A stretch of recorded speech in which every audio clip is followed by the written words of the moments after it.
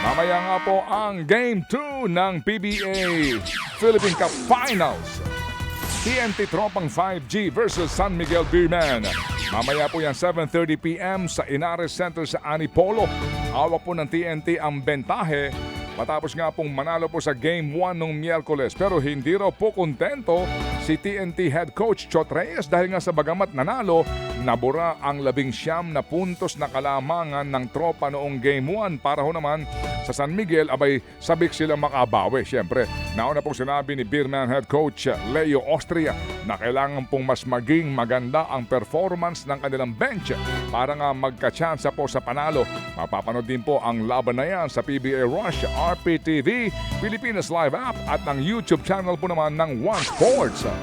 Samantala, nagpapatupad po o magpapatupad ng bagong format ang Premier Volleyball League sa pagbubukas po ng 2026 All-Filipino Conference. Sa ilalim po nito, ang kupunang masusweep ang elimination round, automatic na papasok po sa semifinals. Pero kung wala namang makakasweep po nito, maglalaban-laban sa knockout round ang top 4 teams. Single round robin naman ang format ng semifinals para malaman kung sino ang aabante sa finals. Magbubukas po ang bagong conference sa January 31.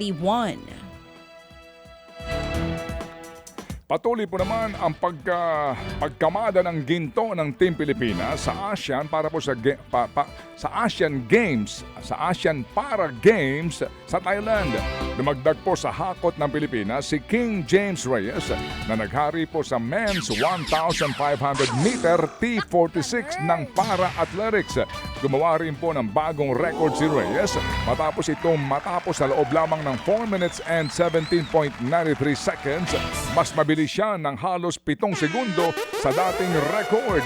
Nandiyan din po si Ariel Aligares na nakaginto sa men's 100 meter backstroke ng para swimming. Nakaisa rin po ulit ang kapwa niya para po naman sa swimmers na sina Angel Otom, Ernie Gawilan at Gary Behino matapos pong magkampiyon sa kanilang mga events. Base po sa Asian Para Games website, meron ng 15 ginto ang Pilipinas sa torneo.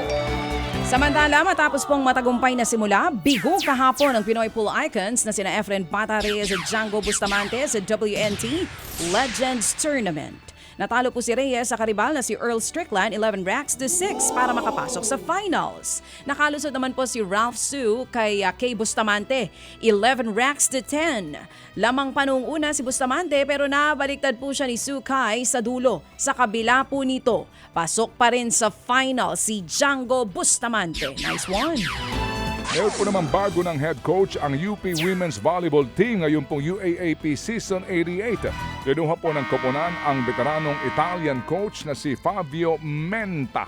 Una nga pong pumunta sa Pilipinas si Menta noong pong 2016 para i-coach ang nooy Photon Pilipinas. Naging coach na rin po siya sa iba't ibang mga national at club teams sa iba't ibang mga bansa.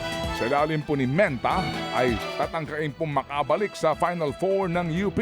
Huli nila itong naabot noong pong Season 78. Mga kapatid, brothers and sisters, saan ka pa? Dito na tayo sa totoo.